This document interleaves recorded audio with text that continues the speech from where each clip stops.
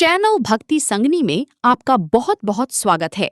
माँ भगवती दुर्गा की कृपा सदैव आप और आपके समस्त परिवार पर बनी रहे। दोस्तों, आज की वीडियो में आप जानेंगे वट सावित्री व्रत के बारे में। वट सावित्री का व्रत किया जाता है ज्येष्ठ मास की अमावस्या तिथि को। वैसे कई स्थानों पर ज्येष्ठ मास की पूर्णिमा के दिन भी वट सावित्री का व्रत रखा जाता है। तो आपके यहाँ जिस दिन भी होता है, व्रत के नियम एक समान ही होते हैं।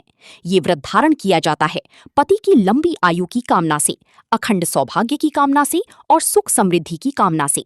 इस दिन व्रत धारण करके वट की अर्थात बरगद के वृक्ष की पूजा की जाती है। तो आज के वीडियो में आप जानेंगे कि वट सावित्री का व्रत साल 2026 में कब है, किस प्रकार से वट सावित्री व्रत के दिन हम पूजा आराधना करें, पूजा करने का शुभ मुहूर्त क्या है और पूजा के नियम क्या हैं, तो संपूर्ण जानकारी आपको आज की वीडियो में शेयर करूंगी। वीडियो बहुत महत्वपूर्ण है, पूरा जरूर देख लीजिए। अच्छी लगे वीडियो तो लाइक भी जरूर कीजिए।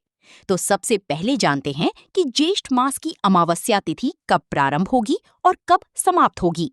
ज्येष्ठ मास की अमावस्या तिथि का प्रारंभ हो रहा है 16 मई 2026 को सुबह 5:11 पर और अमावस्या तिथि का समापन होगा 17 मई को सुबह 1:30 पर। तो सूर्योदय कालीन तिथि के अनुसार 16 मई को शनिवार के दिन सावित्री का व्रत रखा जाएगा और ज्येष्ठ मास की अमावस्या तिथि पर शनि जयंती मनाई जाती है। तो भगवान शनिदेव का जन्मोत्सव भी 16 मई 2026 को शनिवार को ही मनाया जाएगा। इस दिन सूर्योदय काल का समय सुबह 5:30 पर और सूर्यास्त होगा शाम को 7:05 पर और सुबह 4 बजे से 4:50 तक ये समय ब्रह्म मुहूर्त का है। अभिजीत मुहूर्त सुबह 11:50 से दोपहर 12:45 तक और सुबह 8:54 से सुबह 10:36 तक ये समय राहु काल का है। राहु काल में कोई भी शुभ कार्य प्रारंभ नहीं करते हैं, लेकिन अगर आप कोई भी कार्य पहले से कर रहे हैं तो उस कार्य को कर सकते हैं। बात करें वट सावित्री व्रत की पूजा के शुभ मुहूर्त के बारे में। वट सावित्री व्रत की जो पूजा होती है प्रातःकाल सूर्योदय के समय से ही प्रारंभ हो जाती है, लेकिन पूजा के लिए सबसे श्रेष्ठ मुहूर्त है सुबह 7:12 से सुबह 8:24 तक और अभिजीत मुहूर्त भी पूजा के लिए श्रेष्ठ है। तो आप चाहें तो अभिजीत मुहूर्त में भी पूजा कर सकते हैं। जैसे धूप बहुत होती है तो जितनी जल्दी पूजा हो जाए उतना ही श्रेष्ठ है। वट सावित्री के व्रत में किन किन वस्तुओं की आवश्यकता होती है, तो देखिए, वट सावित्री व्रत में कुछ जो विशेष वस्तुएं होती हैं, जैसे कि कलावा या फिर कच्चा सूत जो कि वट वृक्ष की परिक्रमा के लिए चाहिए, बांस का पंखा जो हम वट वृक्ष को हवा करते हैं, रक्षा सूत्र चाहिए, पान के पत्ते, श्रृंगार की सामग्री, काली चने, भिगोई हुए नारियल चाहिए, बताशा, फल, मिठाई या फिर गुलगुले इत्यादि बनाकर भी आप लेकर जा सकती हैं। इसके अलावा धूप, दीप, अक्षत, पुष्प इत्यादि ये सभी चीजें जैसे कि पूजा में आवश्यक होती हैं। वट सावित्री व्रत की कथा की पुस्तक आपको चाहिए या फिर आप चाहें तो मोबाइल से भी कथा सुन सकते हैं। एक बांस की टोकरी आप ले सकते हैं, चाहे फिर पूजा की थाली ले लीजिए और सभी सामग्री आपको उसी में रखना है। 1.25 मीटर लाल या फिर पीले रंग का कपड़ा चाहिए, मतलब जितना भी हो आपके पास उपलब्ध थोड़ा सा कपड़ा चाहिए। हमें अर्पित करने के लिए सिंदूर चाहिए, रोली, अक्षत, कुमकुम, चंदन, सुपारी, पुष्प, पानी का कलश और 7 प्रकार की अनाज मतलब पंजा। इसके अलावा आपको चाहिए अर्पण जो कि चावल और हल्दी पीसकर बनाते हैं। सावित्री और सत्यवान की फोटो मिल जाती है, आप चाहें तो ले सकती हैं और इनकी पूजा हम करते हैं वट वृक्ष के पास। वट वृक्ष अगर आपके घर के आसपास है तो आप जा सकती हैं और अगर घर के आसपास वट वृक्ष नहीं है तो ऐसे में क्या करेंगी, तो आप एक छोटा सा वट का पौधा लगा सकते हैं, गमले में लगाकर पूजा कर सकते हैं। पूजा करने के बाद भी आप चाहें तो अपने घर में रख सकते हैं या फिर किसी मंदिर में दान कर सकते हैं। अगर मान लीजिए कि वट वृक्ष बहुत दूर है, बरगद का पौधा आपको मिल नहीं रहा, तो ऐसे में बरगद की वृक्ष में से एक टहनी मतलब एक शाखा तोड़ कर ले आइए एक दिन पहले ही और उसकी पूजा गमले में लगाकर आप कर सकते हैं। अब बात करते हैं वट सावित्री व्रत की पूजा विधि के बारे में। तो देखिए, इस दिन प्रातःकाल जल्दी उठ जाएं, उठकर नित्य कर्मों से निवृत्त हो जाएं, स्नान कर लीजिए, गंगा जल मिश्रित जल से स्नान कीजिएगा। इस व्रत के शुभ फल को पाने के लिए सुहागिन महिला को स्वच्छ पीले या फिर लाल रंग के कपड़े पहनने चाहिए। आप चाहें तो नए वस्त्र भी धारण कर सकते हैं, नहीं तो पुराना वस्त्र भी शुद्ध हो आप उसी धारण कर सकते हैं। शुभ रंगों के वस्त्र पहनने चाहिए। काले और नीले रंग छोड़कर कोई भी रंग आप धारण कर सकते हैं। वट सावित्री व्रत अखंड सौभाग्य की कामना से करते हैं, तो सुहागिन महिलाओं को इस दिन 16 श्रृंगार करके बरगद के वृक्ष की पूजा करनी चाहिए।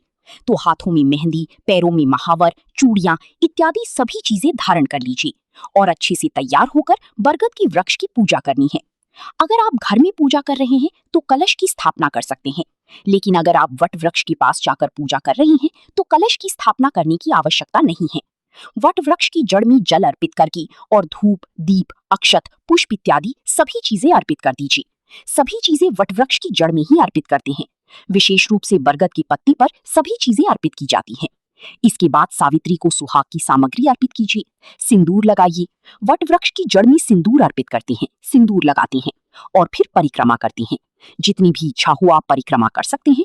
कहा जाता है कि वट सावित्री व्रत के दिन विधि विधान से पूजा करके सावित्री से प्रार्थना करके 108 परिक्रमा अगर हम करते हैं तो अखंड सौभाग्य की कामना पूर्ण होती है और पति की आयु लंबी होती है, स्वस्थ जीवन उन्हें प्राप्त होता है, दाम्पत्य जीवन सुखमय होता है और वंश की वृद्धि होती है। तो वट सावित्री का व्रत बहुत महत्वपूर्ण होता है किसी भी कामना को पूर्ण करने के लिए। तो अगर 108 परिक्रमा आप कर पाते हैं तो अत्यंत श्रेष्ठ है, नहीं तो अपनी इच्छा के अनुसार जैसी आपकी शारीरिक क्षमता है उसका ध्यान रखते हुए 11 परिक्रमा भी कर सकते हैं, 21वीं कर सकते हैं, 51 भी कर सकते हैं। तो जितना भी बन पड़े आप परिक्रमा कर सकते हैं। कच्चे सूत के साथ परिक्रमा की जाती है, मतलब जितनी परिक्रमा हम करते हैं उतनी बार कच्चा धागा लपेटते हैं। अगर 108 बार धागे के साथ ना कर पाएं तो 11 परिक्रमा लावा से कर लीजिए, मतलब कच्चे धागे से कर लीजिए। इसके बाद आप बिना धागे की भी परिक्रमा कर सकते हैं। परिक्रमा गिनने के लिए आप कोई भी सामग्री ले सकते हैं, जैसे कि आप सुहाग की सामग्री भी ले सकते हैं, चने से भी गिन सकते हैं, मूंगफली के दाने से भी गिन सकते हैं। तो मतलब जितनी परिक्रमा आप करना चाहते हैं उतनी संख्या में सामग्री गिनकर रख लीजिए और उसी से परिक्रमा कर सकते हैं। जितनी बार हम परिक्रमा करते हैं उतनी बार वट वृक्ष में सिंदूर लगाते हैं, मतलब जिस स्थान पर बैठकर हम पूजा करते हैं उसी स्थान से परिक्रमा प्रारंभ होती है। तो जब परिक्रमा प्रारंभ करें सिंदूर लगाइए और फिर जब वहां आते हैं फिर से सिंदूर लगाइए और जितनी बार सिंदूर आप वट वृक्ष में लगाते हैं उतनी बार अपनी मांग में लगाते हैं, मतलब वट वृक्ष में लगाने के बाद उसी उंगली को अपनी मांग में लगा लेते हैं। तो जितनी भी संख्या में आप परिक्रमा करना चाहते हैं इसी प्रकार से परिक्रमा की जाती है।